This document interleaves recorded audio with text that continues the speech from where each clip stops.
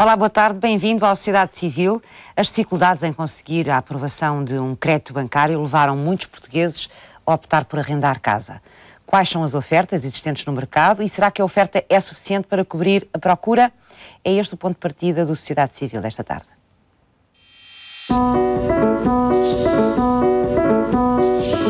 A procura por arrendamento já ultrapassou a procura de compra de casas nos distritos de Lisboa e Porto. O Sociedade Civil de hoje fala-lhe sobre este tema e analisa os números do arrendamento em Portugal. Ficaremos a saber que programas de apoio ao arrendamento existem e como funcionam. Ficará ainda a saber como arrendar casa, que métodos pode utilizar e que alterações foram feitas à lei nacional. Na emissão desta tarde, damos-lhe ainda a conhecer o caso de uma empresa em crescimento que arrenda apartamentos a estrangeiros, quer seja para férias ou viagens de negócios.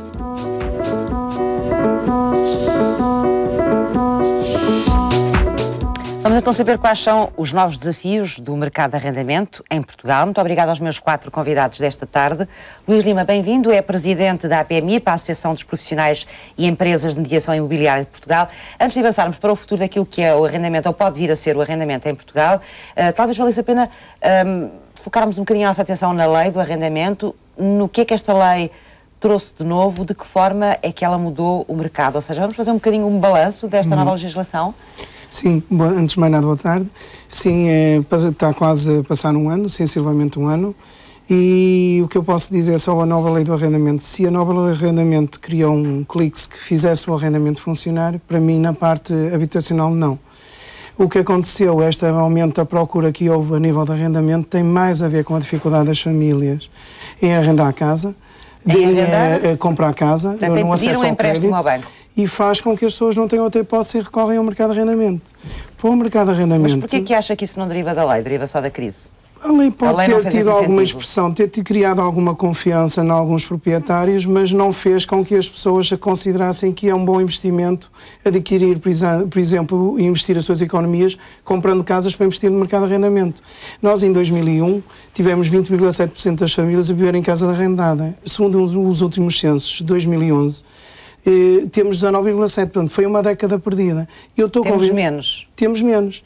E este ano, ainda não existem, o INE ainda não divulgou os dados de 2012, mas pela minha convicção, nós vamos ter um aumento de 2 ou 3 dígitos. Com esta dificuldade do acesso ao crédito, só por aí, e esse aumento... Portanto, vamos voltar para os valores de há 10 anos, mais ou menos? Sim, sensivelmente acima. Nós, para o mercado de arrendamento ser um negócio, ter futuro, nós já devíamos estar com 24% ou 25% das famílias a verem casas arrendadas. Então, e o que é que falhou nesta lei, em seu entender, para não conseguir obter esse objetivo? Criou mais confiança a nível dos proprietários, principalmente na questão do despejo, criou alguma confiança, não haja dúvida que criou, mesmo eu sempre tendo dito, e os dados hoje em dia confirmam aquilo que eu sempre disse, que o incumprimento a nível de rendas não era grande. Mas era uma questão psicológica, isso na cabeça dos proprietários fazia com que muitas vezes reportiam essa falta de confiança no valor da renda, colocando um valor acima. Mas hoje em dia vê-se que afinal o incumprimento a nível de não pagamento de renda, já há dados oficiais sobre isso, não é assim tão grande como isso, mas criou alguma confiança. A outra é a questão fiscal. Como houve uma... Eu sempre defendi aquela questão da taxa liberatória, só que eu quando defendia há 4 ou 5 anos, nessa altura era 20% e aquilo que foi aprovado foi 28%. Acho positivo, mas não chega. Porque com avaliações do todo património imobiliário, mais carga fiscal a nível de IMIs, mais quem quer investir tem algum receio que isto não seja um negócio, faz com que as casas que existem no mercado, houve algum aumento de casas, mas que não corresponde, não está consertado com a procura, porque há mais procura, mas as pessoas querem casas baratas. Por exemplo, aqui onde nós estamos, no Porto, o que a grande procura, mais de 50% das pessoas procuram casa para arrendar, por exemplo, um T1 procuram com 300 euros de renda, já incluindo condomínio. Se me arranjar e se entregarem à minha empresa casas T1s a 300 euros, eu garanto que eu rapidamente coloco no mercado. Tem que ter um mínimo de condições que as pessoas hoje em dia já não aceitam. E não se vê isso nos mercados. É fácil procurar nos sites e ver que T1s com 300 euros, incluindo condomínio, não existe. E as pessoas não têm rendimentos para mais. Portanto, a procura existe, mas é uma procura que depois não é coincidente com a oferta. Precisamente há um desequilíbrio na questão do valor daquilo que as pessoas podem pagar e no valor das rendas que estão no mercado. José Fernandes Martins, bem-vindo, é jurista da Associação de Inquilinos do Norte de Portugal. Qual é o balanço que faz, quase ao final de um ano, desta nova lei? Muito boa tarde. Em termos sociais, muito mal. Em Em termos de revitalização do mercado, também não creio que seja a lei que tenha ajudado o mercado de arrendamento. Eu penso que ele é assumido por muitas famílias, essencialmente por dificuldades do recurso ao crédito. É verdade que a lei cria algum incentivo aos proprietários, mas esta lei essencialmente vem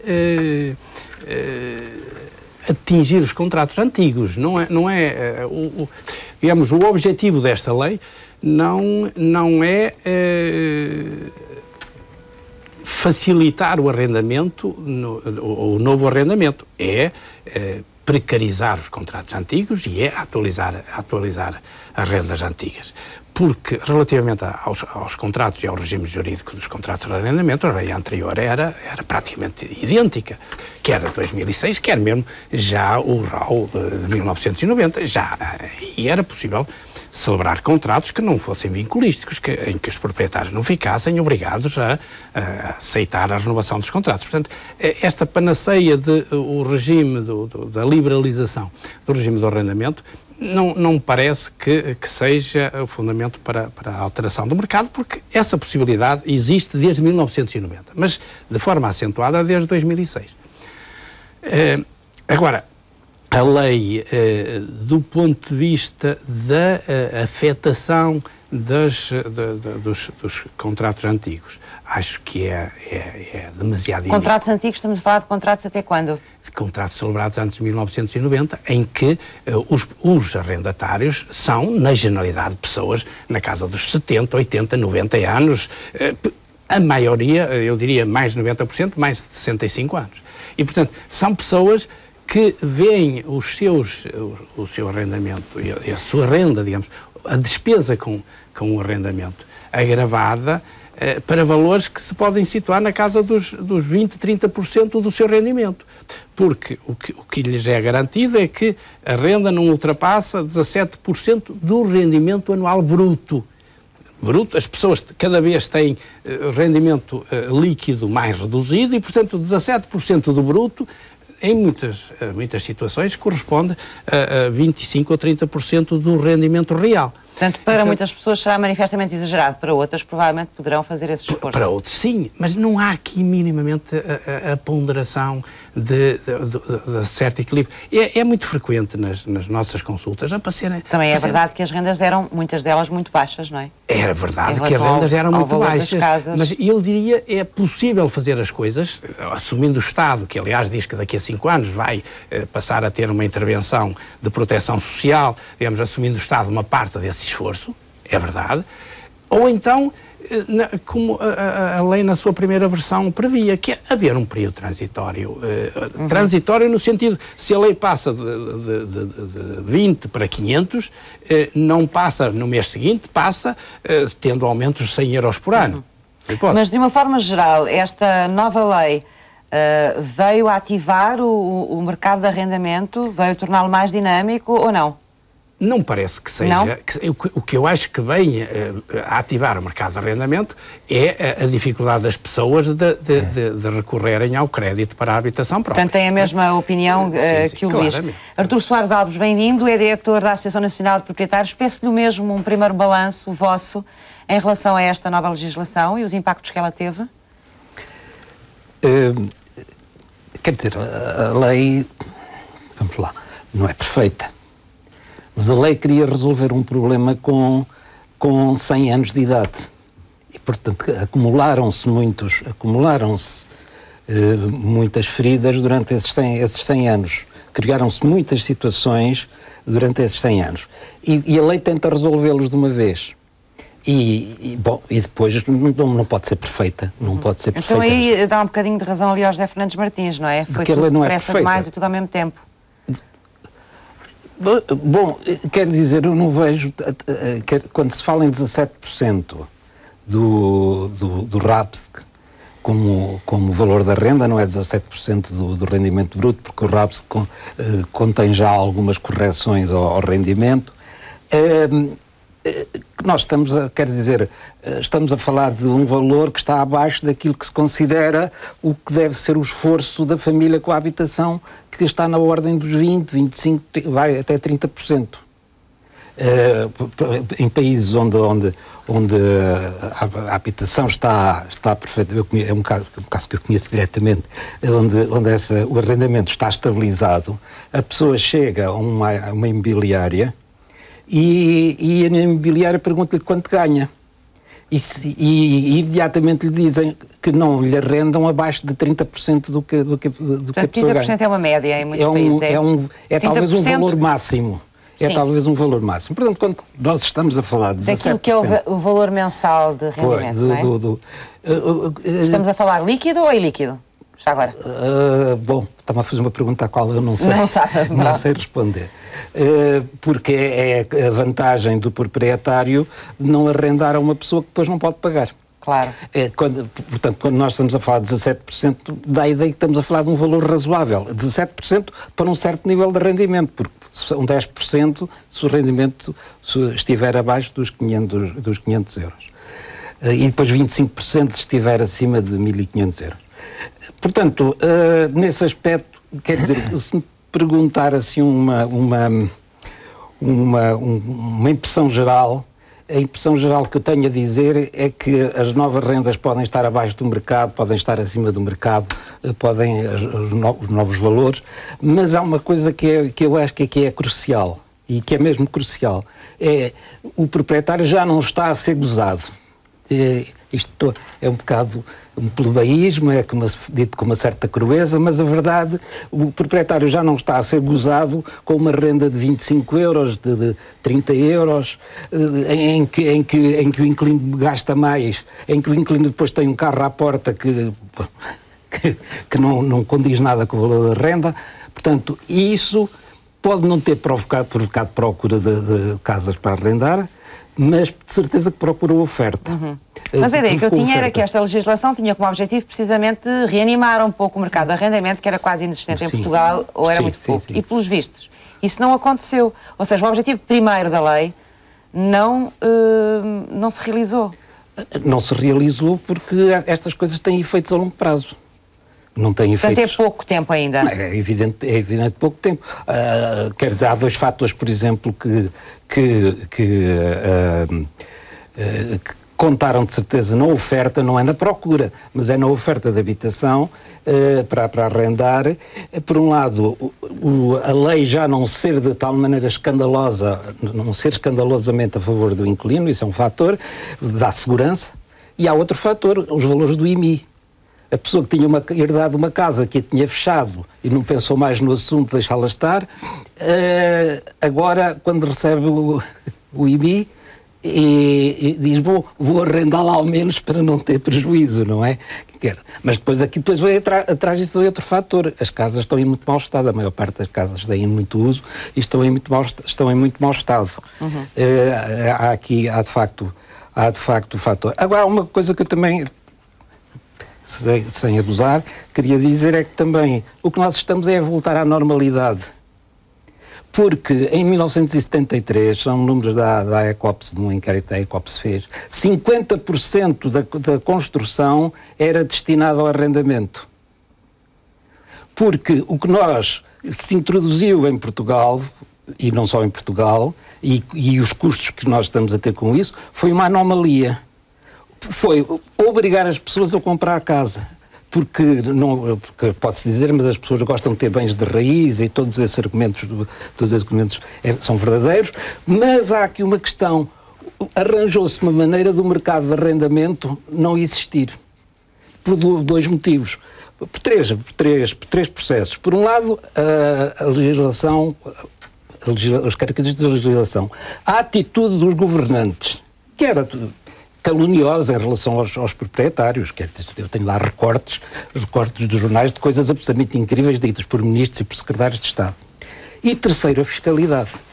Era absolutamente impossível comprar uma casa para arrendar, já tirando os outros fatores, com os tais leis, era absolutamente impossível, porque aquilo que o proprietário tinha que pedir de renda era muito superior, não era superior, era muito superior àquilo que o inquilino ou o comprador pagaria ao banco. Muito bem.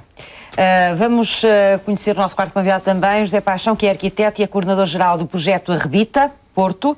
Vamos começar por explicar às pessoas o que é este projeto, porque ele encaixa também nesta filosofia de recuperar as casas, não é? E, sobretudo, de voltar a dar vida aos centros das cidades, neste caso ao centro do Porto.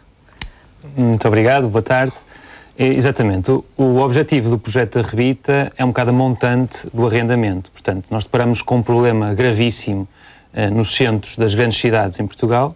Estou a falar do abandono e da desertificação urbana. Os dados de 2012 apontam para que só no centro do Porto quase metade das casas estejam vazias, portanto é uma dimensão alarmante e chocante mesmo, e face a este problema o nosso objetivo é de facto conseguir viabilizar reabilitações de edifícios nestas condições, degradados e devolutos, que de outra forma não teriam lugar. Portanto, casas que estão vazias, precisamente, lá está, porque foram casas que se degradaram muito, não é?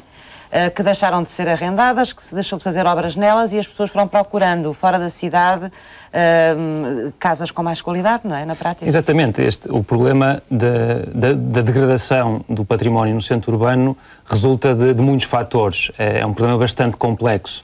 Há fatores como alguma falta, algum desregulamento na construção e no ordenamento do território, que permitiu a proliferação de cidades satélites que esvaziaram muita da dinâmica do centro da cidade. Portanto, o enquadramento legal ao nível do arrendamento também não fomentava portanto, o arrendamento e a reabilitação desses mesmos imóveis. Alguma falta de cultura também, eu diria, perante a preservação e a proteção do património, e de facto atingimos um estado calamitoso em que não só atinge as pessoas que conseguem deslocar-se e ir viver para outra zona da cidade, mas sobretudo aqueles que não têm condições e que vivem em condições sem nenhuma dignidade. E, portanto, o nosso projeto é um projeto de cariz social, pretende aqui complementar as soluções e os serviços comerciais na reabilitação destes edifícios, priorizando sempre a necessidade social e o interesse público dessas reabilitações, por forma a não concorrer, naturalmente, com o mercado, mas complementando nesta que para nós é uma margem negligenciada do problema. Então, e o que é que merece... acontece e qual é o objetivo final desses edifícios que são reabilitados? Portanto, o objetivo é que sejam arrendados, naturalmente, mas o princípio de cariz social mantém-se depois na exploração do imóvel. Portanto, oferecer uma resposta também para populações que se queiram fixar no centro da cidade, mas que não tenham acesso ao mercado comercial do arrendamento. E, portanto, não tenham acesso por não terem condições, exatamente. Não terem condições financeiras. Exatamente, um bocado na linha do diagnóstico do Dr. José Martins.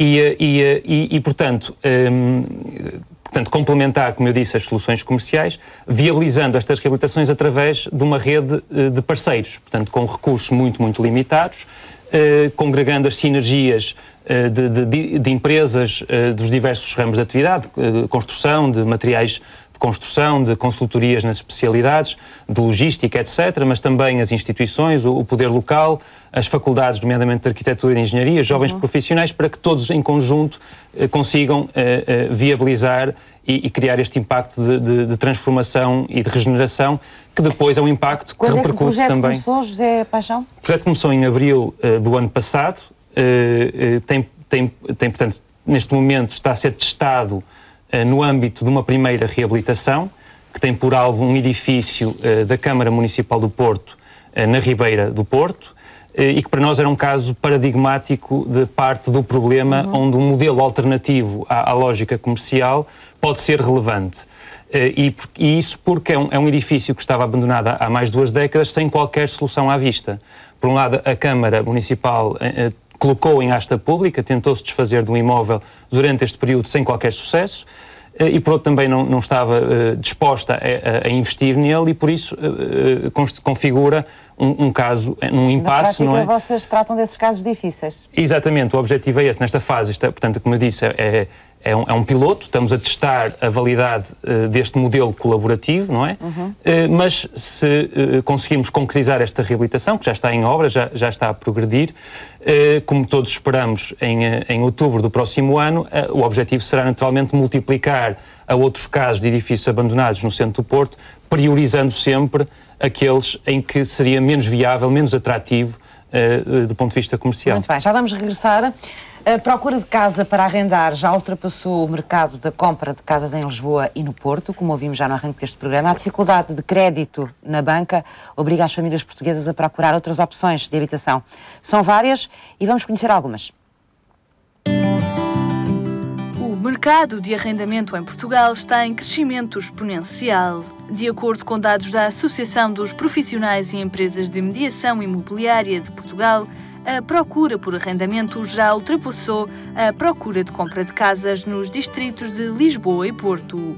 A procura do arrendamento chega aos 52,5% em Lisboa e 51,4% no Porto. Distritos como Setúbal, Coimbra, Aveiro, Açores ou Braga também apresentam números elevados neste mercado, com a média a rondar os 45%. O arrendamento é procurado sobretudo por famílias com dificuldades de acesso ao crédito bancário e, de acordo com esta associação, será o futuro para os próximos 10 anos e gerações vindouras. São várias as medidas e programas que têm sido aprovados nos últimos anos para estimular o mercado de arrendamento, sobretudo através de medidas de combate à crise. Um exemplo é o programa Porta 65 Jovem. Com o intuito de incentivar a independência dos mais novos, este programa atribui uma percentagem do valor da renda como subvenção mensal aos jovens que vivem sozinhos, em família ou em coabitação jovem, ao mesmo tempo que apoia a reabilitação de áreas urbanas degradadas e a dinamização deste mercado.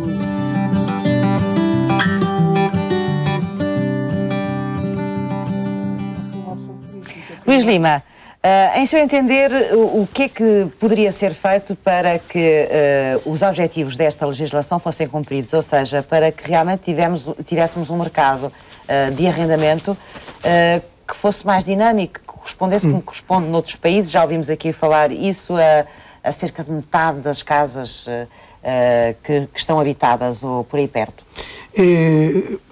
Inicialmente, quando esta lei, se começou a falar nesta lei, eu fui das primeiras pessoas a ser ouvida pela antiga ministra que tinha o pelouro.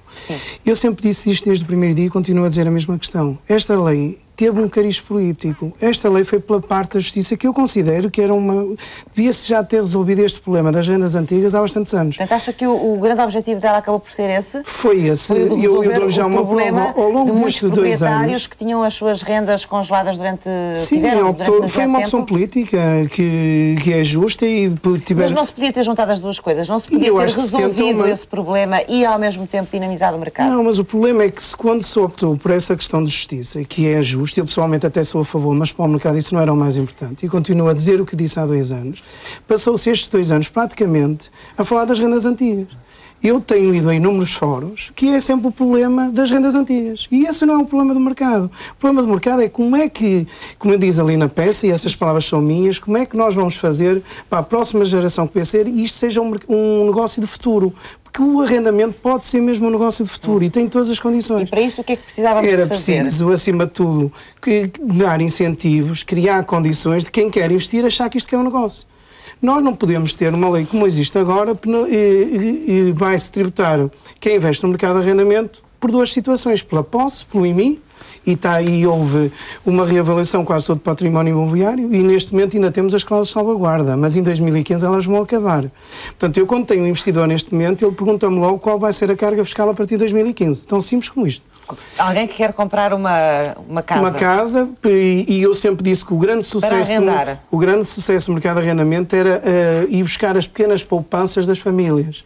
Nunca houve tantas condições. Incerteza do setor financeiro.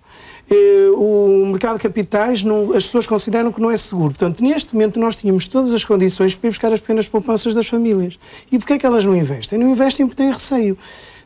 São tributadas pela posse e depois ainda vão ser tributadas pelo rendimento. Eu fiz esta proposta ao Governo há cerca de um ano, que se as pessoas são tributadas pelo rendimento, essa parte dos impostos sobre a posse, nomeadamente o IMI, devia ser dedutível. E o Estado ia ganhar muito mais dinheiro com isto. Dedutível para quem puser as casas no mercado de arrendamento. Porque se são tributadas pelo rendimento, portanto, não podem ser tributadas pela posse a nível de IMI, devia ser dedutível. E eram estas medidas que deviam ser implantadas. Porque senão ninguém quer investir no mercado de arrendamento. E o que é que acontece neste momento? Há muita procura. Cada vez vai haver mais procura. As próximas gerações, os jovens, neste momento estão procuram o mercado de arrendamento, estão vivem com os pais. Neste momento só não há mais procura em número, há mais procura em percentagem, mas o número não há. Porque há muitos jovens hoje em dia que ficam a viver com os pais. Porque não têm casas no mercado a preços que possam pagar. Não existem rendas a preços aceitáveis. E isto não é uma medida administrativa chegar aos proprietários e dizer vocês vão arrendar as casas agora, ter uns no Porto por 300 euros. Não, que eles não vão arrendar. Porque eles não têm condições para isso. E eu ainda ouvia o meu colega ali dos proprietários há um bocado que me disse que tem um imóvel para arrendar que me diz uma rentabilidade que eu achei extremamente simpática, mas depois acabou por me dizer uma coisa, é que no cálculo que ele faz de investimento ele não levou a custo do investimento determinadas coisas porque já o tinha pago. O que é que as pessoas mais procuram quando vão a uma imobiliária para arrendar uma casa? São essas casas baratas e pequeninas, é? Sim. O futuro do mercado de arrendamento e onde vai haver mercado é no mercado médio e médio-baixo. Era onde deixou de haver crédito, que praticamente desapareceu. Portanto, a grande procura do mercado de arrendamento é nesse mercado. Às vezes colegas meus dizem-me assim, tu estás sempre a dizer que as rendas estão caras, mas que há procura no mercado de arrendamento. Mas eu tenho imóveis em Lisboa de rendas de 1.000 ou 1.500 euros e eu não tenho procura. Pois não, mas a grande procura do mercado de arrendamento não é nesse tipo de mercado. É no mercado médio e médio-baixo. Porque o mercado alto continua essas pessoas a ter condições económicas até para comprar casa. Claro. Portanto, e o Estado aí é que devia ter uma intervenção. E há pouco também eu e o colega, nós devíamos conjugar, por exemplo, outra coisa, é a apetência e a vontade das pessoas de viver no centro das cidades. Nós devíamos consertar, não pode haver reabilitação sem um mercado de arrendamento dinâmico, uma coisa está intrínseca com a outra. Nós devíamos dinamizar o mercado da reabilitação. Eu tive uma reunião com o Sr. Presidente da Câmara de Lisboa na quinta-feira que me disse uma coisa que eu nem quero acreditar. O setor está com uma esperança na reabilitação enorme e, segundo ele me diz, fundos que nós íamos contar, nomeadamente créditos para a reabilitação, parece que não vão ser aqueles que nós temos previstos.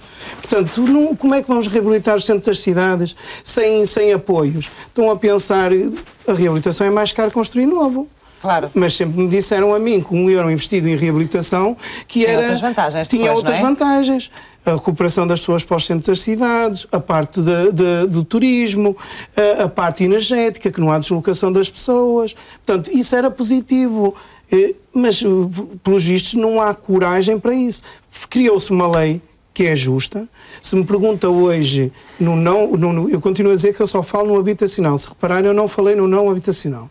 Eu separo muito essa questão, que é muito importante, que eu tenho uma opinião completamente diferente no não habitacional. Se me pergunta hoje se a lei deve ser alterada, deve haver um recuo, acho que não. Era a pior coisa que podia acontecer para o mercado.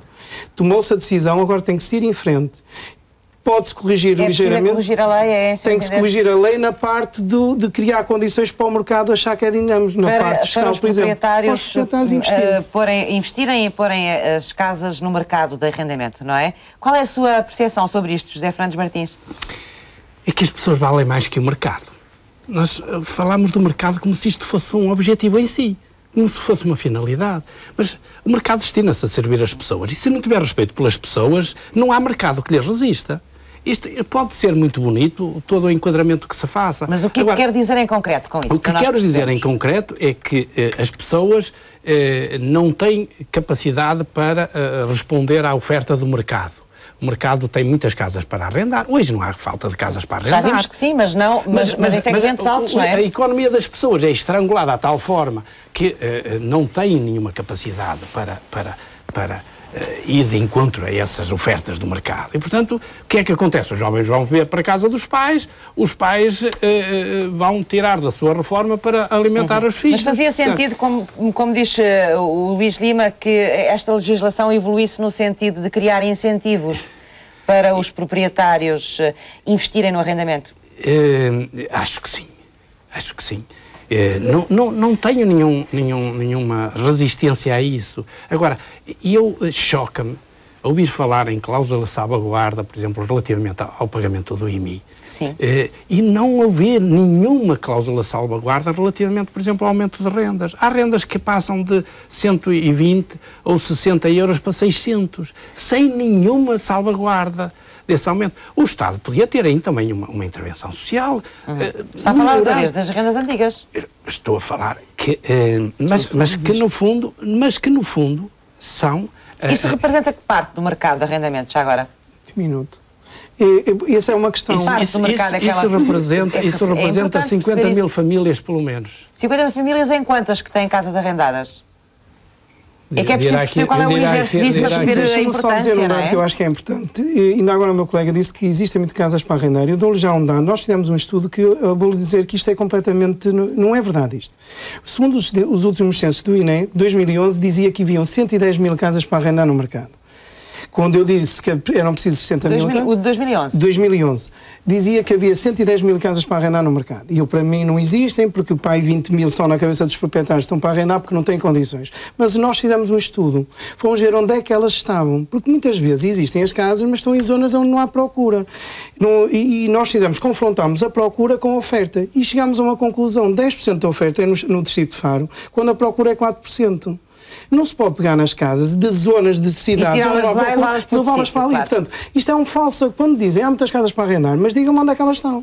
Nós temos que ver onde é que há a procura das casas, onde é que as famílias andam à procura das casas. E depois faz com que haja esta ideia absurda que existem casas para arrendar suficientes. Como não existem, é por isso que os preços não baixam. Desculpe, mas nós vamos ao jornal, os sites da internet e aparecem imensas ofertas de casa. Aparecem casas para arrendar, diz-me, mas não há quem as pague aquele preço que aparecem. Mas o que estamos a discutir é se aparecem ou não aparecem. Porque há um desajuste qualquer que faz mas aparecem. Mas já que falámos do mercado, o mercado diz assim, há aqui dezenas de milhares de casas para arrendar. Não há arrendatários... Então vamos para a questão da outra maneira. Como é que se ajusta, para isto funcionar tem que ser assim, como é que se ajusta a procura... E a oferta? Se calhar melhorando também os rendimentos das pessoas. Dizia o Soares Alves que no país que conhece a parte afetável, digamos, para a habitação é 30%. E é de pessoas que ganham 500 euros? É de pessoas que ganham 600 euros? É possível uma pessoa que ganha 600 euros afetar 20% sequer ou 30% à habitação? O grande problema é este. Não, mas eu até posso dizer que sim. Porque o mercado que eu conheço não é um mercado nem Lisboa nem Porto.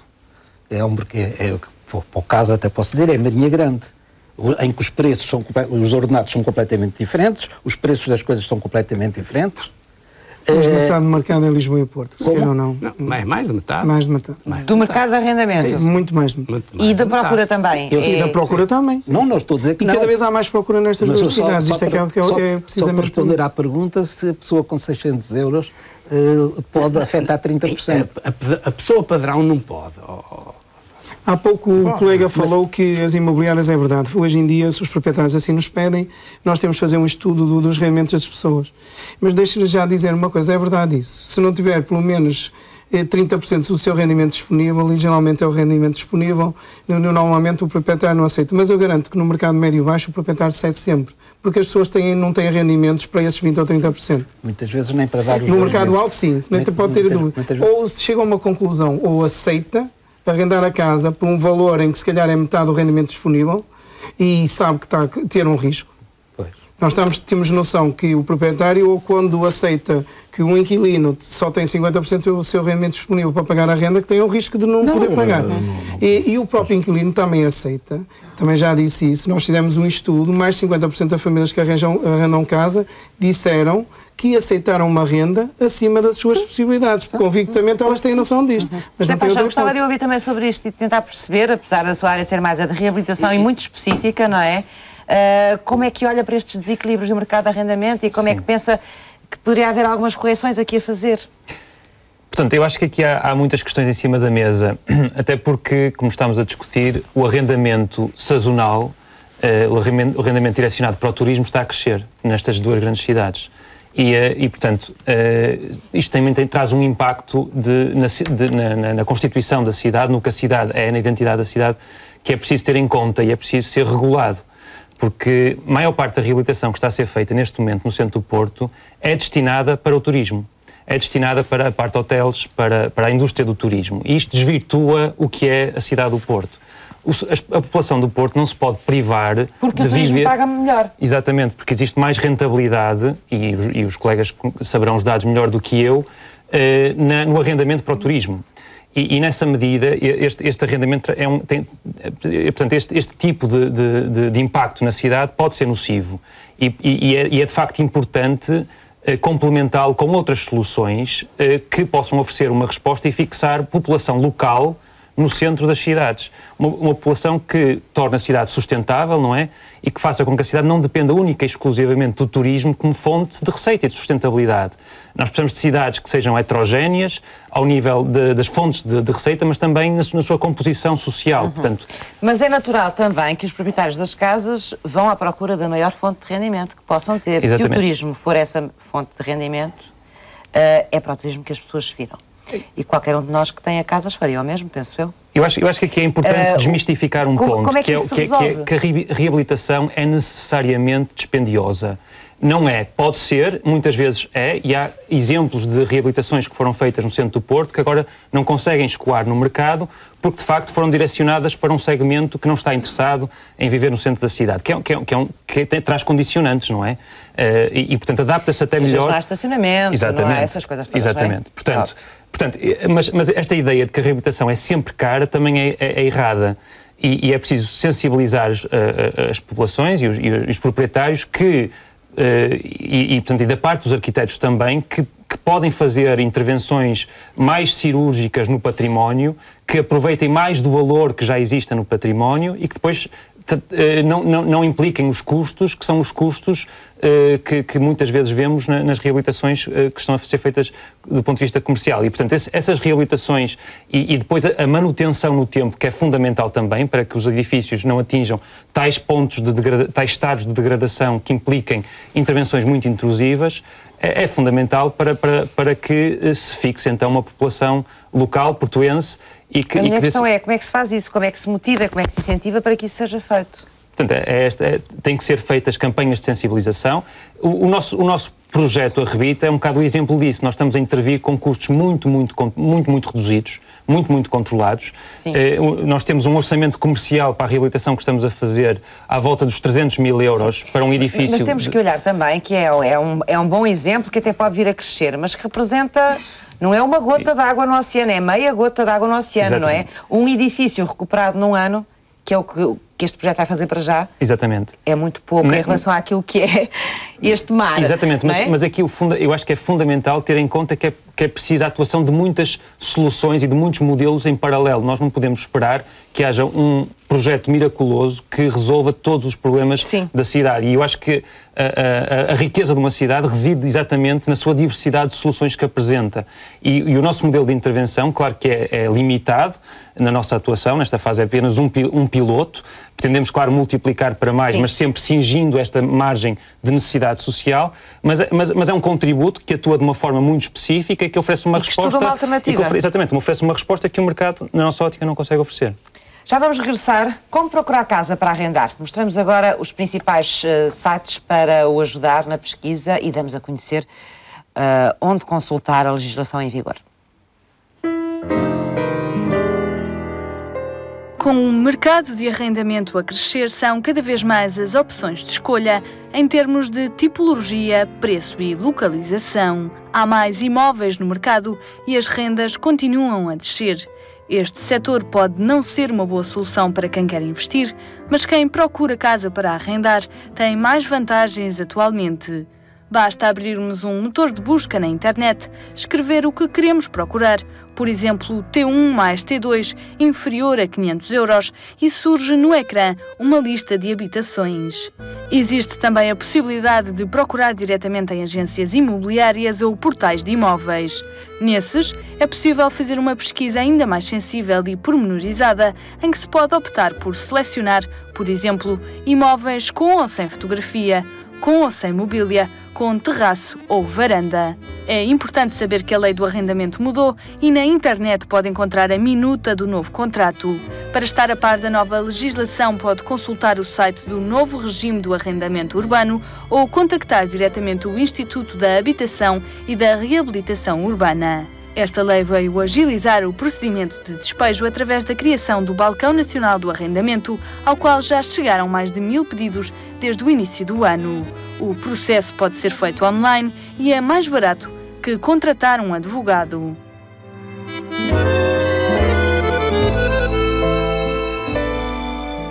Artur Soares Alves, do ponto de vista dos proprietários, o que é que era importante que esta legislação acrescentasse para que, por um lado, de acordo com o que estávamos aqui a conversar, oferta e procura se harmonizassem em termos de arrendamento e para que houvesse um efetivo investimento neste mercado? Pois, esse aspecto, eu aceito a crítica que nós estamos sempre a falar do passado, e é verdade, o que era preciso era... E eu fiquei sem saber quanto é que isso representa no mercado.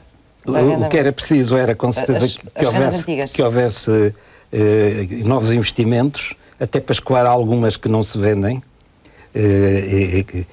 que houvesse novos investimentos. Agora, quer dizer, começamos por aqui. A parte fiscal em relação à propriedade é uma coisa kafkiana. Quer dizer... eu só digo, quer dizer, isso daria para falar aqui prolongadamente sobre todos os aspectos, mas eu digo só este exemplo. Tenho que recorrer a um advogado para por exemplo, um despejo. Não posso fazê-lo de outra maneira. A pessoa não paga, eu tenho que recorrer a um advogado. Eu não posso contar isso como despesa do negócio. Isto é só um detalhe. Como despesa do negócio? No sentido em que... Pronto, aquilo para mim é uma despesa... Não é dedutível? Não é dedutível. Então, e quando o inquilino também se queixa de que o proprietário devia fazer obras e não faz? E também faz à sua conta? Isto há tudo, não é? Não é há tudo, é que repare numa coisa, se eu tenho um negócio... Também acontece. Não, mas quer dizer, pá...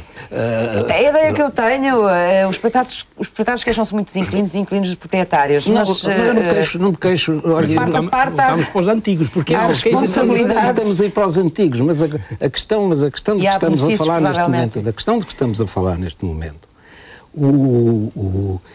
quer dizer, introduz-se numa atividade há uma despesa... Demasiados encargos, é isso? Não, encargos que não são dedutíveis. Por exemplo, o pagamento a uma imobiliária que eu trato do arrendamento, não é dedutível. Quer dizer, isto são despesas de negócio, do negócio que não são dedutíveis. Isto não é normal, quer dizer, isto não é normal porque em qualquer outro negócio, qualquer despesa que se faça é dedutível, à parte lá uns detalhes que existem. Em Espanha as coisas são completamente diferentes. Isto à partida põe imediatamente o problema de qual é a rendibilidade de um investimento de raiz. Não é a mesma coisa que o investimento que eu estava a falar há bocado, que não é um investimento de raiz. Vou reparar uma casa e depois vou arrendar, e depois, não tendo em conta que não houve investimento de raiz nenhum, houve só a reparação, a rendibilidade é muito alta. Portanto, começamos por aí. A parte fiscal é de facto terrível. Obras, se as obras não foram feitas num ano em que haja, portanto, se as obras, imaginemos, são feitas em dezembro e o inquilino só entra em janeiro, ou só faz o contrato em janeiro, estas obras já não são dedutíveis. é uma coisa kafkiana na parte fiscal. Ora, portanto, isto diminui drasticamente o rendimento e as pessoas não... Portanto, faltam incentivos. Não falta incentivos, se não andassem a perseguir as pessoas. Faltam incentivos, portanto, se aliviassem toda essa carga fiscal, não é? Não, mas essa carga fiscal, o normal era que ela não existisse, não é? O normal era que o negócio fosse tratado como qualquer outro negócio, o que pode acontecer se for uma empresa a fazer isso. Mas... Agora, só para ver que muitas vezes o Estado não olha isto com a devida atenção. No dia 1 de dezembro entrou em vigor uma lei que tem a ver com a certificação energética, que falou-se muito sobre essa questão. Os proprietários vão ser obrigados a ter o certificado energético, ele custa cerca de 200 euros. Só para arrendar, e quando nem sabe de antemão se vai poder arrendar a casa, porque não sabe se vai arranjar arrendatário para ela, mas já vai ter mais um custo. É mais condições para desincentivar quem quer colocar casas no mercado de arrendamento. Portanto, eu acho que o Estado tem que olhar, tem que perceber. O Estado diz-nos que o arrendamento deve ser um desígnio nacional. Eu já demonstrei que a última década, já há políticos a dizer isso há 10 anos, e eu demonstrei com números que isso não foi verdade. Se nós queremos daqui a 10 anos, em 2020, que mostrar que há 30% ou 40% das famílias que na Noruega, os países nórdicos, 30% ou 40% das famílias vivem em casas arrendadas. Nós temos que criar condições para isso. E as condições criam-se com incentivos, com medidas não como esta da certificação energética, acho que um absurdo para o mercado de arrendamento, obrigar o proprietário a ter de antemão, quando vai publicitar o imóvel, a ter logo o certificado. Se ainda fosse quando há a concretização do negócio, eu acho justo.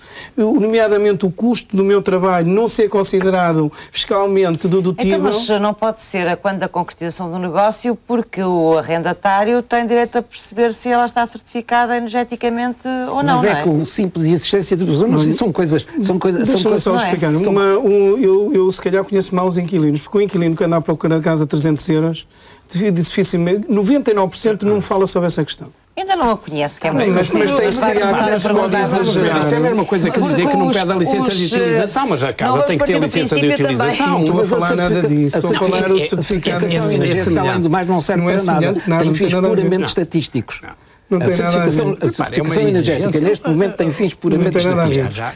Mas é preciso cumprir, e não é só aqui, é a nível europeu, não é? Pronto, mas então o nível europeu que nos resolve os nossos problemas. Esta questão da certificação energética só em 2 ou 3 países a nível europeu. E a França há 2 anos entrou em vigor e teve um ano de carência. Eu espero que o Estado vá fazer isto. Então convido que vai, mas por exemplo, nós não podemos exagerar. Eu acho que devemos cumprir, mas temos que ter a noção da realidade e do rendimento das famílias. Em princípio, a partir de 1 de dezembro, entra em vigor. O simples anúncio de que a casa está para arrendar imediatamente obriga a dizer que há uma certificação energética. É tão simples como isto. A imobiliária não pega no seu imóvel se não tiver certificado energético.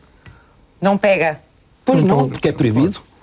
Há pouco ia acrescentar alguma coisa também, José Fernandes Martins, em relação a esta matéria. Não recordo o contexto estávamos a falar das questões fiscais em relação aos proprietários. E depois acrescentamos aqui esta questão do certificado energético, mas... O que ia dizer digamos, o incentivo pode ser dado de um lado ou do outro. Este tipo de países que falamos, nomeadamente os países nórdicos, os casais jovens têm 5 anos de renda subsidiada, de renda integralmente paga pelo Estado. É óbvio que isto é um grande incentivo ao mercado. E acha que estamos em condições de que isso vai acontecer aqui nos próximos tempos? Eduardo Maio, pois se não estamos, se as pessoas não têm capacidade para arrendar, se o Estado não tem disponibilidade para incentivar, quer dizer, o que eu acho é não vamos ter mercado de arrendamento, não é? Não é possível. As pessoas estão traumatizadas com as compras, digamos, a entrega maciça quase de casas ao banco, traumatizou, acho eu, os jovens, dificilmente, digamos, a juventude que ficou sem as casas, os casais que perderam a casa por desemprego e por não terem capacidade de pagar o empréstimo. Ficam com a dívida, dificilmente voltarão a comprar. Portanto, esses serão arrendatários forçados toda a vida se não tiverem que viver em casa dos pais. Não é? E, portanto, há psicologicamente muita aceitação do arrendamento, até por esse facto. Agora, as pessoas não têm possibilidade. E, portanto, estamos aqui numa... Mas concorda que os proprietários também estão assoberbados em termos fiscais e de encargos neste momento? Ou seja, poderiam ter outros benefícios que permitissem fazer crescer o mercado de arrendamento? Eu concordo que as pessoas têm direito ao seu rendimento sem nenhuma ambiguidade, e quando defendo que as rendas podem ser elevadas, okay, pode haver aqui, quando o Estado, quando a parte iníqua desta lei é dizer os proprietários durante 5 anos subsidiam os seus inquilinos, e daqui a 5 anos o Estado, nós veremos, é o que diz a lei, os arrendatários terão direito a uma proteção social a definir legalmente. Quer dizer, não é leal do ponto de vista legislativo dizer assim, sejam os proprietários a pagar agora e nós lavamos daqui as mãos. Agora, eventualmente poderia ter sido feito de forma mais equilibrada, havendo uma parte subsidiada pelo Governo e outra parte pelos proprietários. Já agora, em relação aos novos contratos, qual é a sua opinião e à forma como eles estão a ser feitos?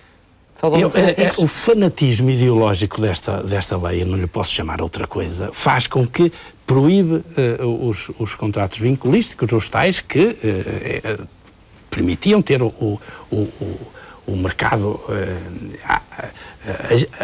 digamos, ativo e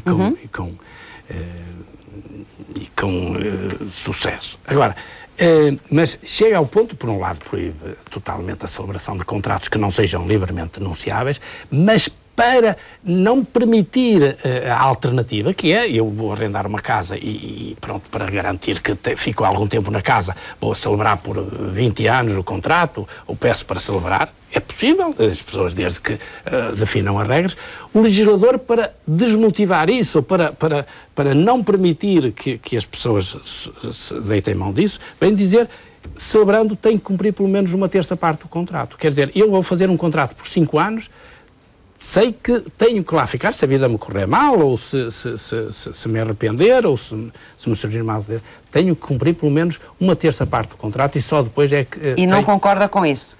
Não faz sentido. Porquê? Prende as pessoas às casas, é isso? Digamos, é uma vantagem ou uma desvantagem? Não é o prender as pessoas às casas, então, é não permitir que as pessoas criem um contrato que lhes permita estabilidade. Alguma estabilidade. Porque assim, eu se faço um contrato por um ano... de 10 anos. Desde que esteja lá 3, pelo menos. Se a vida me correr mal, tenho que pagar 4 anos de renda para me ir embora. Enquanto que até aqui... E não vejo porque é que isto... Então, mas qual é o objetivo de fazer um contrato de 20 anos para depois, passar de um ano, ir embora? Também não faz muito sentido. Isso faz um contrato de um ano, não é? Ainda não consegui perceber qual é o seu ponto de vista. Ao fazer o contrato por 20 anos, é para ter a garantia que durante 20 anos eu tenho uma casa de que posso dispor. Sim. Okay? E tenho os meus vizinhos, tenho a minha família. E o inquilino? Okay? O inquilino quer fazer o contrato, essa garantia. Terem essa garantia, já que a lei não... E não tem que dar nada em troca? Claro. Só tem que ter benefícios, não tem que ter responsabilidades também? Em troca, paga o tempo que lá estiver, tem que dar 4 meses, 6 meses, 10 meses, tem que dar um pré-aviso, como até aqui a lei o fazia. Ou seja, o inquilino, quando faz um contrato desses, tem uma perspectiva. Tem, mas que pode ser demorada. O proprietário também tem.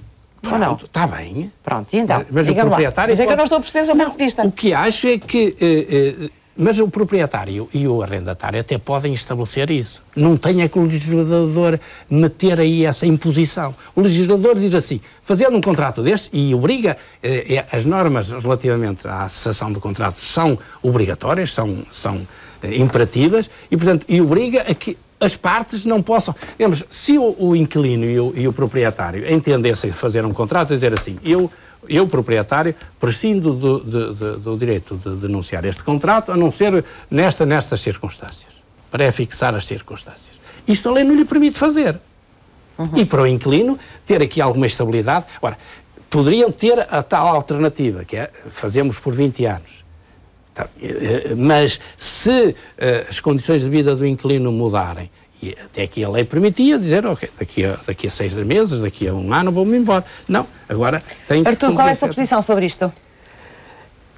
Bem, quer dizer, há uma coisa que é teoria e depois outra coisa que é prática, porque essas cláusulas essas cláusulas podem muito bem estar lá, mas como é que nós vamos ser ressarcidos a maior parte das vezes o inquilino não tem nada, não tem propriedade nenhuma, tem uns móveis, tem umas coisas assim do género. E depois outra coisa, quer dizer, não sei se há hoje inquilinos a querer fazer contratos de 20 anos. Hoje, quer dizer, 4 ou 5 anos é a duração, talvez, ou menos, 2 ou 3, de uma família no sentido que se dá hoje de união de facto. Quer dizer, a estabilidade da casa de morada de família ou qualquer coisa. Tudo está generalizado demasiado. Não, ouça, é o que eu observo. Estava a dizer que uma família não dura mais de 4 ou 5 anos e, portanto, não há arrendamentos de 10 anos. Não, estou a dizer que não vejo da parte da família interesse em fazer arrendamentos. Pode haver, depende. Pode haver. E também é verdade que a vida das pessoas muda muito, mas muitas vezes não é por isso, é por mudança de emprego ou por mudança de sítio de trabalho. Ora, não é? Pois, exatamente. E por isso... Bem, se não mudar, não teria o direito de defender uma estabilidade. Como princípio, tenho que dizer que sou favorável a que o inquilino possa, com algumas reservas, com alguns cuidados, pôr fim ao contrato. Porque essa é que é a grande vantagem do arrendamento. É ele poder telefonar e dizer, olha, daqui a 2 meses vou-me embora. Uhum. Isso é que é a grande vantagem do arrendamento e, portanto, de facto, tirar essa vantagem, de alguma maneira tirar essa vantagem, acho que é desvantajoso. E o proprietário também não tem aí nada a ganhar de muito significativo, é isso? Quer dizer isso, acho que isso faz parte de um risco normal do negócio. Embora em alguns países as coisas sejam muito taxativas. Fez um contrato por um ano, tem que pagar um ano. É aquilo que estava a dizer, quer dizer, a garantia tem que ser para o inquilino e para o proprietário. O proprietário, quando faz um contrato de arrendamento a 10 anos, é porque tem a perspectiva que vai arrendar a 10 anos e se calhar... durante 10 anos não vai voltar a pôr a casa no mercado, claro, e se calhar que calculou uma renda, não sei o quê. Depois também tem que haver para o inquilino. Mas eu concordo, há coisas que eu não posso falar aqui, que faço parte da Comissão da Lei das Rendas, mas eu concordo que da parte legisladora, concordo em parte que se calhar, depois concretamente e na real, quando caímos na real, a lei às vezes pode não ser execuível. Eu acho que se calhar tem que haver, se uma família fica desempregada, fica não sei o quê, tem que haver algumas cláusulas que permitam algum regime de exceção. Algum regime de exceção, porque a lei é criada porque senão só estamos a olhar para os inquilinos também, o proprietário também, quando a renda também tem uma expectativa. O que é que adianta um inquilino arrendar a 20 anos e ele é que se vai manter lá eternamente e o proprietário não pode pôr fora? Não, também não pode ser assim. Se o inquilino pode sair e o proprietário não pode pôr fora, tem que ser recíproco. A lei tem que permitir o direito do proprietário e o direito do inquilino. A lei do arrendamento tem que ser feita mesmo para as pessoas, como o senhor disse há pouco. Mas para ter feito para as pessoas, nós temos que arranjar habitação a preços que as pessoas possam pagar. Isso é que é uma lei a pensar nas pessoas. A lei devia ser dirigida para o mercado. Porque esta alteração das rendas antigas, nós andamos aqui ainda hoje a discussão sempre à volta das rendas antigas. Mas sabe qual é a percentagem de rendas antigas? Agora, nós já tínhamos avançado. Sabe qual é a percentagem de rendas antigas das rendas que foram alteradas com esta legislação? Não se chega a 20%. Muitas da vontade dos proprietários de atualizar a renda, muitas vezes os proprietários mandavam as cartas, mas eu também disse muitas vezes que não as deviam mandar, porque a carência económica e a idade inviabilizava a grande percentagem. Também às vezes diz... Lima, não aceito que isso seja verdade. Não, mas eu digo porque é o mercado... Claramente não é. Claramente não é. Não tenho dados estatísticos, mas claramente isso não é. Primeiro, que a maior parte não tenham sido atualizados por virtude da carência económica, não é verdade, isso nem 10%. E os números do que foi atualizar e que não foi é que se pode chegar a uma conclusão. Assim, não vale a pena estarmos aqui a partir pedra. Esse é um processo que ainda não está mesmo acabado neste momento. Ainda há atualizações. Ainda há muitas atualizações. E não vão poder ser, como sabe, a questão da carência económica e a questão da idade faz... Impõe limites, não é? Portanto, e o que eu acho é que criou-se... Eu não estou a dizer que essa não é uma questão de justiça, volto ao mesmo. Eu acho é que eu tenho que defender o mercado e é isso que me interessa.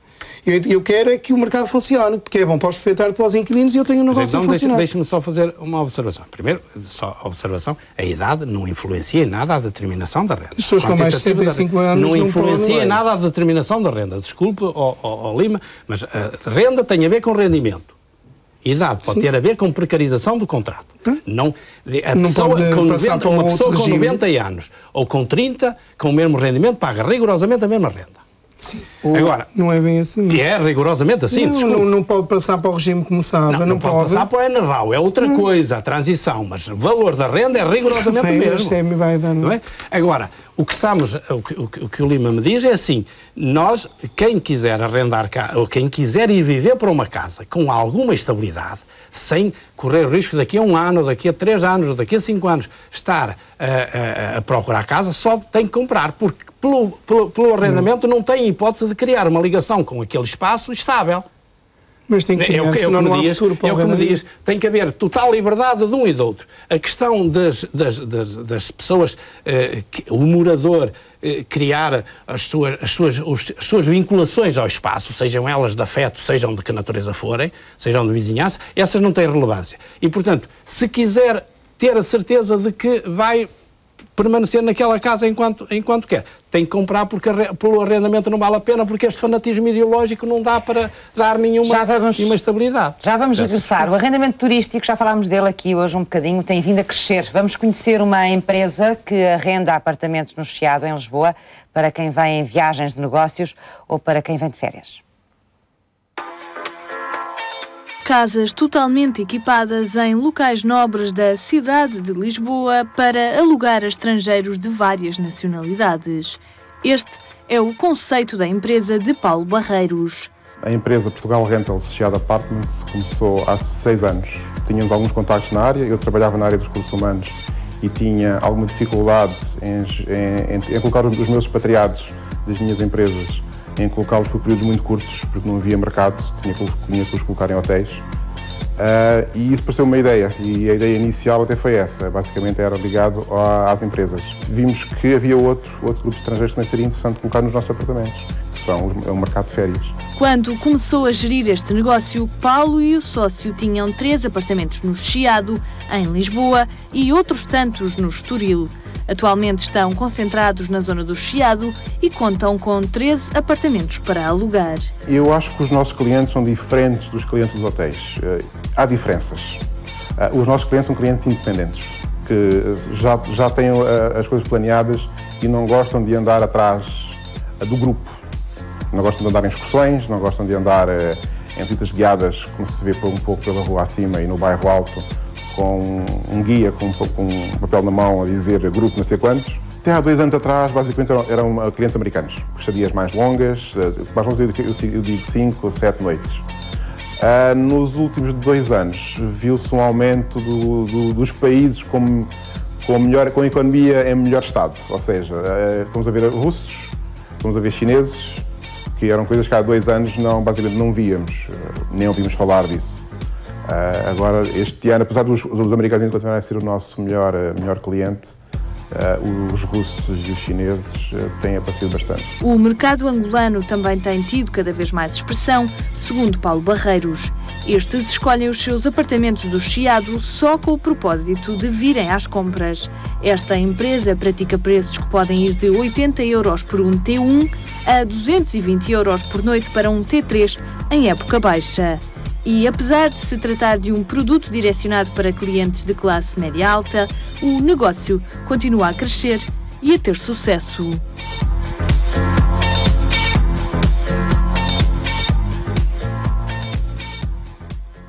Já falámos aqui um bocadinho da reabilitação, mas considero valer a pena perceber até que ponto é que a reabilitação poderia ter um outro papel também e um outro contributo no mercado de arrendamento. As políticas que têm sido seguidas até agora, José Paixão, para si, são as melhores ao nível da reabilitação ou era possível fazer outras coisas? Para além dos projetos, como aquele que é o seu projeto, que está a avançar e que são outro tipo de alternativas. Mas, de uma forma geral, a política de reabilitação tem sido favorável ao aumento do mercado de arrendamento, ao crescimento do mercado de arrendamento ou não? Sim, a minha opinião é que sim. Aqui no Porto, a Porto Vivo tem feito um bom trabalho, apesar de é preciso ser feito muito mais. E há aqui perspectivas agora com o novo quadro de apoio da União Europeia que era o que Luís falava há pouco, não é? Exatamente. Que, de facto, haja verbas afetas especificamente à reabilitação dos centros históricos das cidades. Mas há pouco me dizia que muitas vezes estes investimentos são investimentos demasiado pesados e que era possível fazer a reabilitação de uma outra forma. Não, exatamente. Muitas vezes são pesados exatamente porque têm em mente um outro público-alvo que se calhar não se adapta a este centro da cidade. E o que muitas vezes acontece também é que temos lotes pequenos nos centros das cidades que se fundem para criar apartamentos de maiores dimensões que se calhar também não fazem sentido e não se ajustam a esta tipologia urbana. Ou seja, falta reabilitação para os segmentos mais baixos do mercado, é isso? Exatamente, é exatamente isso. E o Dr. Lima estava a referir exatamente isso, que o público que não tem acesso neste momento ao mercado de arrendamento é o público de classes médias baixas e, portanto, é preciso fazer uma reabilitação que tenha em mente exatamente esse segmento e não uma reabilitação... Então, e porquê é que ela não é feita assim? Provavelmente porque é negócio para muita gente, não é? Chegar a estes segmentos mais altos ou não? E falou o caso da CERU, na verdade, a CERU tem feito algum trabalho, mas deixe-me que lhe diga que aquilo que tem feito é dirigido não a este tipo de arrendamento de rendas a preços acessíveis. Quase todo o trabalho que a CERU fez foi dirigido ao mercado à venda, precisamente, foi incentivar aquilo que nós estávamos a falar aqui. À venda dessas casas. À venda dessas casas. Eu também não quero ser... Que não são vendáveis. Que não são vendáveis. Eu não quero deixar ser justo dizer isto. Não são vendáveis, estão paradas, não foram vendidas muitas delas. A única Câmara que tem feito alguma coisa, com algum impacto, é a Câmara de Lisboa, mas também temos de ser justos. É que a Câmara de Lisboa tem uma particularidade, é que é detentora de quase todo o património, as casas são deles, e no Porto não acontece no Porto. Mas é a única Câmara que tem feito alguma coisa mais na parte social, na parte da procura. O que nós queremos é que os jovens vão para os centros das cidades e os jovens não vão comprar. Porque as casas que são vendidas, mesmo pela própria CERU, vejam o preço que são vendidas. Não são vendidas. Fica deserta a praça, digamos. A reabilitação que tem sido feita, como eu costumo dizer isto, não quero ser preconceituoso, mas tem sido feita dirigida a classes mais altas. Fora, não é? Reabilitar as casas. Não, pode ser, se calhar, para turístico, pode ser que é um nicho de mercado que se pode procurar, mas para aquilo que nós queríamos, recuperar os jovens para os centros das cidades, temos de ter uma intervenção completamente diferente. E nós estávamos a contar, o setor estava a contar, porque também não conta com mais nada, não temos mais nada, tirando reabilitação, arrendamento, nós não vemos mais nenhuma luz ao fundo do túnel. E com o último acordo que fizemos com o Governo, que foi público, o compromisso que se fez com o Governo em março, e foi-nos dito que havia aí uma série de verbas, nomeadamente para esta questão. E eu tenho muito medo, porque segundo me disseram, parece que elas que não vão vir, ou vão vir só cirurgicamente para determinadas áreas para a parte social. E se isso vier, mais uma vez, a reabilitação vai deixar outra vez... A nível nacional não há nenhum tipo de investimento nisso? É tudo dinheiro que vem da União Europeia? Para a reabilitação? E o que eu parece é que não era aquilo que nós estávamos a pensar ou aquilo que... Em termos de valores? Se não houver apoios para a reabilitação, deixe-me dizer isto, se um particular ou um pequeno investidor não tem apoios para reabilitar, enquanto os pequenos investidores não tiverem apoios para reabilitar, nunca vai haver reabilitação. Uma pessoa que se quer reabilitar um imóvel que tem no centro da cidade e não tem apoios, e se for uma empresa XPTO ou um fundo tem? Não. Não, eu não acredito nisto. E o Governo sabe disto, e o Governo concorda connosco nisto. Portanto, tem que se negociar e tem que haver apoios para isto, porque reabilitar, como eu disse, leva as pessoas para os centros das cidades, energeticamente não há deslocações, é bom para o turismo. Uma cidade reabilitada é extremamente atrativa. Dinâmica, não é? Como e depois tem uma coisa, é que o setor, um dos grandes... pelo mau sentido, o maior aumento de desemprego, quase o desemprego total, metade é do meu setor, da construção imobiliária. Portanto, se não haverá recuperação nunca do país, sem haver uma recuperação do setor da construção imobiliária. Devia ter havido um ajustamento, mas não houve um ajustamento, houve uma aniquilação. E se não houver uma recuperação do setor, todos nós não vamos recuperar. E nós precisávamos, se é preciso incentivar a reabilitação das cidades, e como dizem, se €1 investido em reabilitação pode ser transportado em 4 ou 5, como eu digo, mas como o meu colega disse, que há quem diga em 10, mas já vou por 4 ou 5, então tem que haver apoios. Sem apoios, não, porque fica muito mais barato fazer novo que reabilitar. Só que não tem o potencial de uma reabilitação. Fazer, não é? De novo, qual é a sua posição sobre isto e o papel que a reabilitação pode ter, José Fernandes Martins? Eu acho que esta lei saiu com um grande objetivo, revitalizar o mercado. As anteriores alterações ao arrendamento, o objetivo era recuperar os centros centros históricos, os centros das cidades, sobretudo de Lisboa e Porto. Era o objetivo que presidia, quer ao RAU, quer à primeira versão do NRAU. Infelizmente, isso não tem sido possível, ou pelo menos não tem sido realizado, e não tem sido claramente porque sem incentivo. E sem incentivo ao pequeno, ao proprietário e não apenas aos fundos imobiliários, é impossível a reabilitação das cidades, sobretudo dos seus centros, porque é muitíssimo mais caro reabilitar do que construir de novo, e construir a ilha para Valongo, ou para Matosinhos, ou para a periferia, o dormitório, acaba por ficar... E até porque já temos as autoestradas construídas, também é fácil sair das cidades. E, portanto, a própria Porto Vivo, os edifícios que recuperou no centro do Porto, pelo menos em Mouzinho da Silveira, estão há 2 ou 3 anos mas se me permite, eu não quero estar aqui a ser o advogado da Porto Vivo, mas de facto a Porto Vivo não fez só um investimento direto, também tem aqui um papel de mediação, de facilitação, de agilização do processo, que muitas vezes era um processo burocrático na reabilitação, com todas as condicionantes e todos os entraves que eram colocados. E, portanto, também há esse mérito da Porto Vivo em facilitar todo o processo, e mesmo as licenças são bonificadas, sendo dirigidas para obras de reabilitação.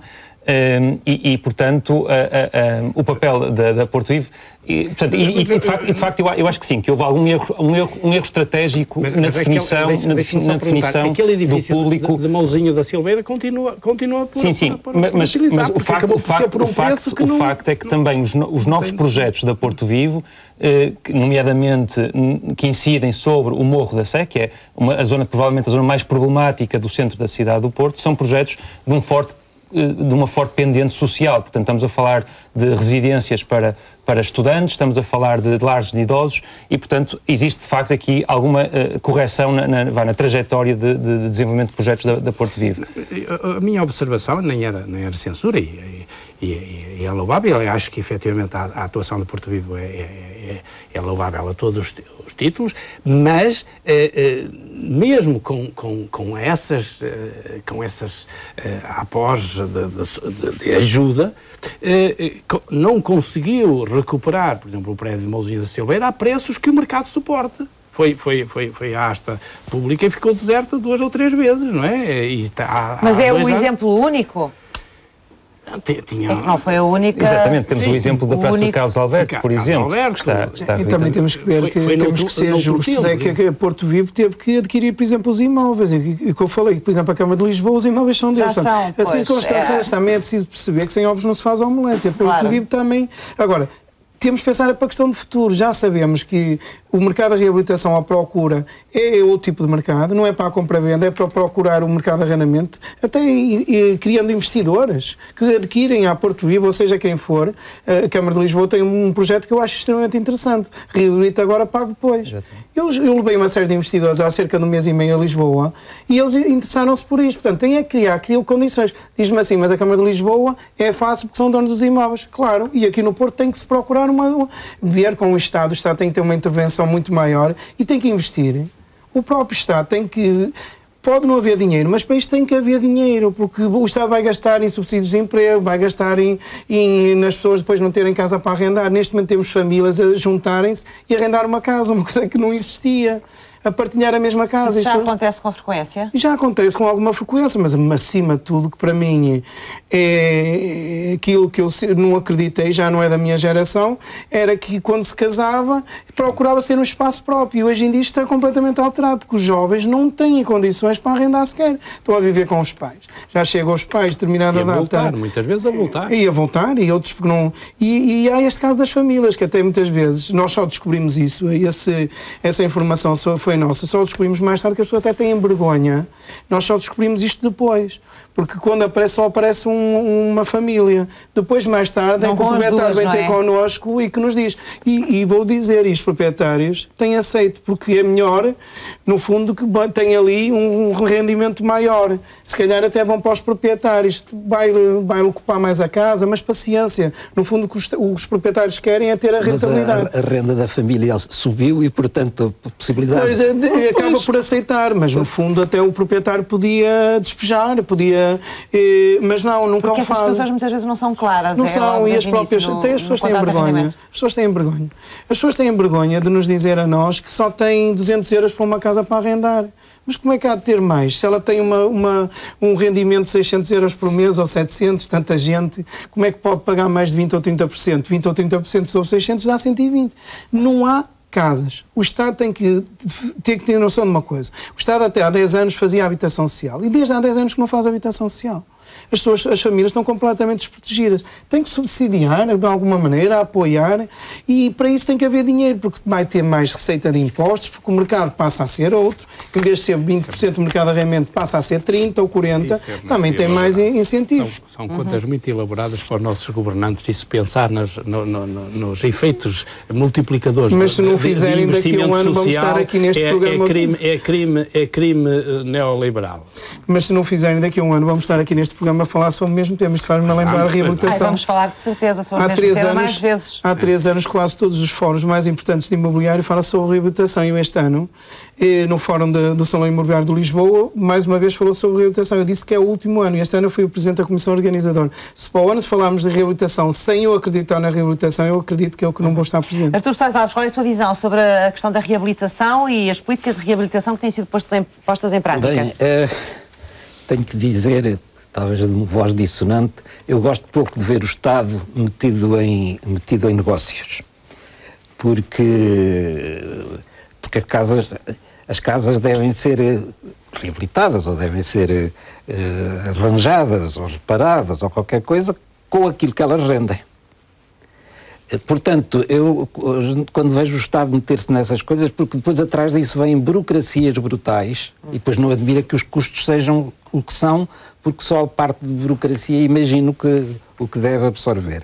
É verdade que nós temos uma situação especial neste momento. Temos os proprietários descapitalizados. Quer dizer, eles agora começaram a receber uma renda, enfim, melhor, mas até conseguirem acumular dinheiro para fazer a reabilitação. Em todo o caso, eu penso que isso deve ser uma matéria que pode ser apoiada, mas que deve ser fortemente deixada portanto, aos proprietários e à iniciativa dos proprietários. Eu dou este exemplo que... Então, mas estas organizações e entidades que se criaram para reabilitar, muitas delas têm precisamente também a ver com esse fator, que é o facto de os próprios proprietários não reabilitarem as casas. Há bocado falei da fiscalidade, agora seja por não poderem, seja por não quererem, isso depois haverá as duas situações provavelmente, não é? Das CERUs, também do assunto sobre o qual eu, numa devida altura, escrevi um ensaio, e de facto o proprietário nas CERUs, ele quando diz que tem que adquirir ao proprietário, quer dizer, o proprietário aceita o dinheiro, porque o processo está construído de tal maneira que o proprietário não tem direitos. Se lhe cai isto no caso da CERUs, depois as leis mais recentes eu não conheço, mas se o prédio dele é vítima de ataque, não pode fazer nada, tem disposições perfeitamente, coisas de legislações que a gente pensava que já tinham desaparecido, que eram para aí coisas dos anos 30 ou qualquer coisa que tinham desaparecido, mas que retiram completamente ao proprietário qualquer propriedade sobre o imóvel. Mas desculpe... Estava a falar sobre a política de reabilitação, já percebi que é contra a política de reabilitação, não é? E contra o facto de se fazer a intervenção... Numa parte excepcional, como política excepcional, não sou contra, porque de facto não há maneira nenhuma dos proprietários poderem reabilitar... Mas, claro que é preciso depois cuidar... Mas devia ser com outras condições para os proprietários, já percebi que também não está satisfeito com as condições que são dadas aos proprietários nessas circunstâncias. Eu nunca passei diretamente por isso, mas eu ouço falar tanta coisa, tanta burocracia, Eu dou este exemplo porque é um exemplo que penso que hoje em dia já nem... Mas porque é muito significativo. Um proprietário em Lisboa que teve que mudar o telhado porque a telha não era a telha... Um telhado que só se via de helicóptero. Quer dizer, não se via de lado nenhum. mas foram lá à inspeção e viu que a telha não era a telha que se usava na altura em que o prédio foi construído. E, portanto, ele teve que atirar aquela telha fora, não sei como é que foi. Mudar um telhado é uma coisa caríssima. O exemplo dando a entender que haverá exageros em algumas circunstâncias, não é? Não, aqui há muitos exageros e em muitas circunstâncias. Muito bem. Estamos quase no final. Quem é que quer acrescentar coisas, Só quer dizer que se os proprietários não tiverem apoios, não vai haver reabilitação. É que neste momento não tem nenhum apoio. Um proprietário particular neste momento não consegue aceder.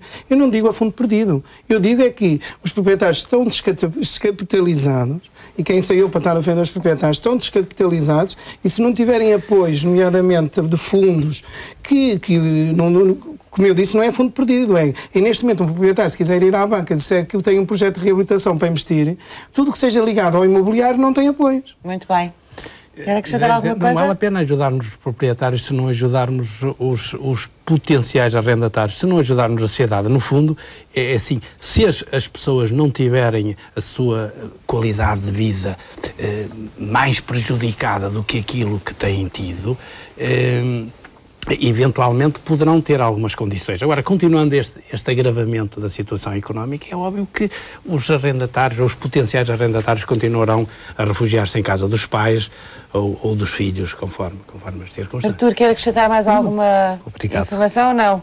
José, vamos falar só mais um bocadinho desse projeto, porque esse projeto, não sei se me contou logo no início, isso foi uma ideia sua, que depois foi acarinhada e que se ganhou uma candidatura, não é? Exatamente, foi uma ideia que nós apresentámos a concurso, que era um concurso promovido pela Fundação Calouste Gulbenkian, destinado a portugueses na diáspora, com o objetivo de os convocar de regresso a Portugal. Eu era o caso de um imigrante, estive fora 12 anos e vi neste concurso uma oportunidade para apresentar uma proposta e para regressar e para a pôr em prática. Estava onde?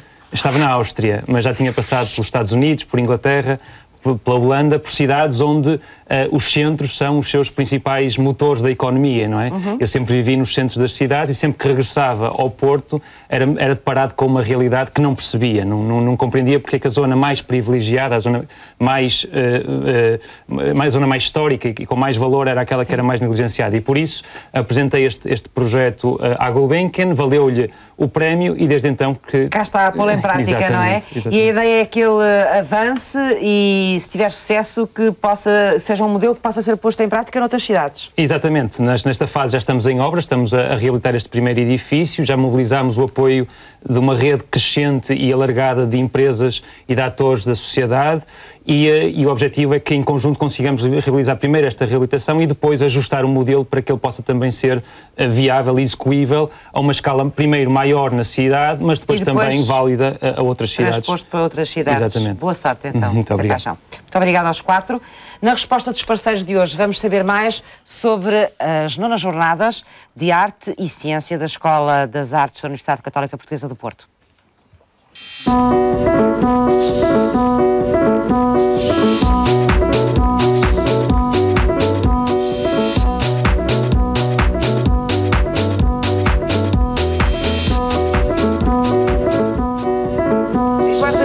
É professora da Escola das Artes e é coordenadora também dos mestrados da área de Arte e Restauro da Escola de Artes da Universidade Católica Portuguesa, certo? Certo. E vamos falar destas jornadas de Arte e Ciência que estão ligadas precisamente à Universidade e, imagino eu, ao seu departamento também, Exatamente. Não é? E ao meu centro de investigação. Portanto, é a 9ª edição de umas jornadas que começaram já, portanto, na Escola das Artes em 2004. São anuais, portanto? Começaram por ser bianuais. Neste momento passamos ao regime de anualidade. Como é que elas nasceram, Eduarda? Qual era a ideia destas jornadas? A ideia destas jornadas era, portanto, fazer, digamos assim, estabelecer uma ligação entre a comunidade dos conservadores restauradores e a investigação. Portanto, elas destinam-se a divulgar a investigação que é feita na área da conservação e restauro. Esta edição, em concreto, tem um significado muito particular pelo tema, pelo homenageado e também pelos parceiros. Conte-me.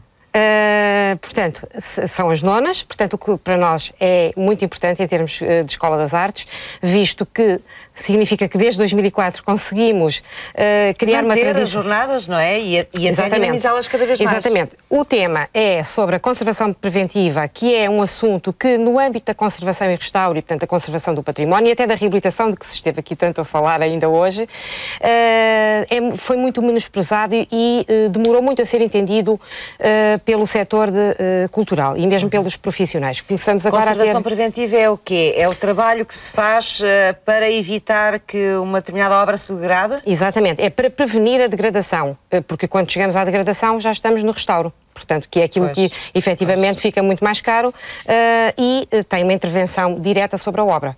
A conservação preventiva normalmente reporta-se ao conjunto de medidas que, na prática, se tomam, quer no contexto, pode ser no contexto da obra ou do monumento, pode ser fora dele. Portanto, mas é para prevenir, digamos assim, ou para atrasar, prevenir... A degradação, claro. Prevenir por completo nunca conseguimos, claro. Mas atrasar a degradação. E porquê que acharam que esse tema era um tema importante a tratar nesta altura? É um tema importante a tratar nesta altura. É uma área que é mais descurada ou à qual se dá menos atenção ou não? É uma área, ela acaba por ser menos descurada porque foi mal entendida e, portanto, teve uma evolução muito peculiar no âmbito da conservação e restauro. Portugal ainda é um país onde a maior parte das pessoas que se interessa por conservação e restauro, e eu já há longos anos que dou aulas na licenciatura no primeiro ano, portanto apanho os alunos, portanto, recebo-os com as expectativas e percebo perfeitamente isso, querem sempre meter logo a mão na obra. O restauro, não é? Exatamente. O restauro é... Pronto, é muito importante isso, mas... talvez aquilo que é mais visível de todo este processo de trabalho. É muito apelativo. A conservação preventiva tem vindo, digamos assim, a sedimentar-se, a crescer e, portanto, a criar algum interesse. E, portanto, é preciso torná-la atrativa também, não é? E é preciso, sobretudo, divulgá-la entre a comunidade dos conservadores restauradores, que neste momento, portanto, a formação é já uma formação de nível académico, o que não tivemos ao longo dos anos 80. E então, e quem é que vão homenagear? Alguém que está ligado a esta área em concreto? Em concreto, o pai da conservação preventiva, podemos assim dizer, em Portugal, que é o engenheiro Luís Elias Casanovas, que começou desde a década de 50, trouxe as primeiras ideias de conservação preventiva, trabalhou imenso em toda a rede nacional de museus, conhece os problemas dos museus como ninguém, foi a primeira pessoa a falar de planos de conservação preventiva, que é uma coisa que hoje já se começa efetivamente a implementar, aliás, nomeadamente até a própria Direção-Geral de Património Cultural. E, portanto, fazia todo sentido porque...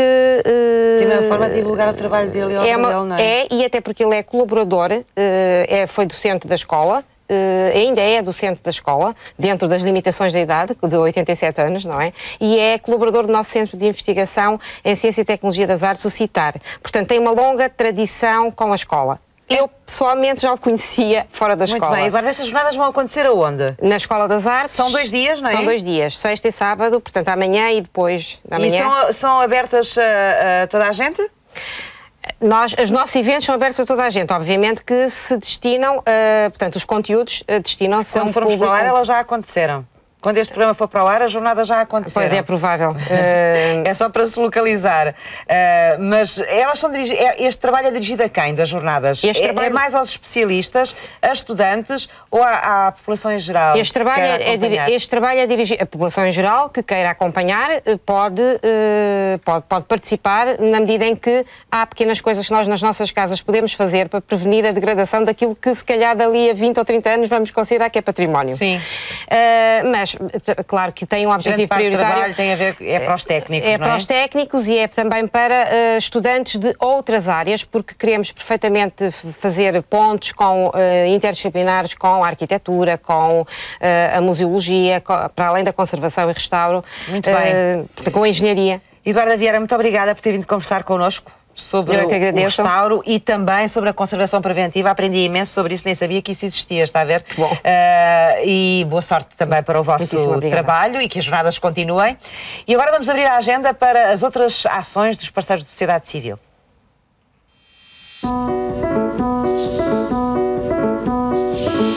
A construção do lugar é um convite à compreensão da evolução histórica e arquitetónica do edifício que acolhe o Fórum Eugênio de Almeida e da relação com o espaço urbano envolvente.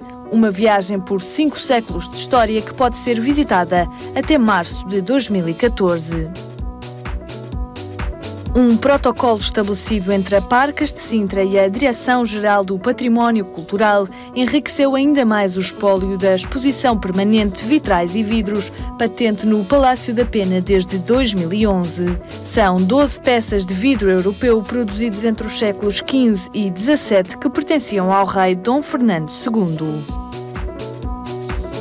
Está patente até janeiro de 2014 no Centro Cultural de Cascais a exposição Picasso Gráfico. Composta por 24 gravuras de grande formato do pintor espanhol, esta é a primeira apresentação mundial destas obras, seguindo-se a Portugal uma itinerância internacional. A exposição é de entrada gratuita.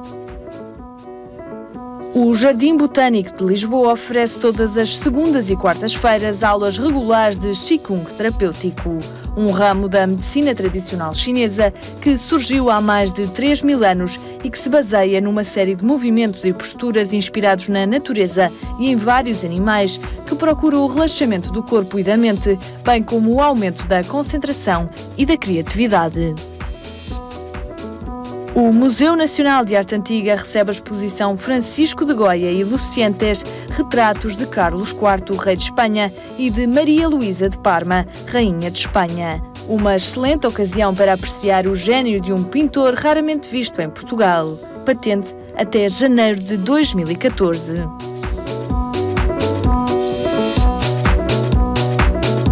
Estamos a fechar o programa de hoje dedicado ao arrendamento em Portugal, ao mercado de arrendamento. Muito obrigada aos meus 4 convidados desta tarde. Estará o país preparado para cuidar e dar qualidade de vida a uma população cada vez mais velha, mais envelhecida? É este o tema que lhe propomos para o próximo Sociedade Civil, porque Sociedade Civil somos todos nós. Até amanhã.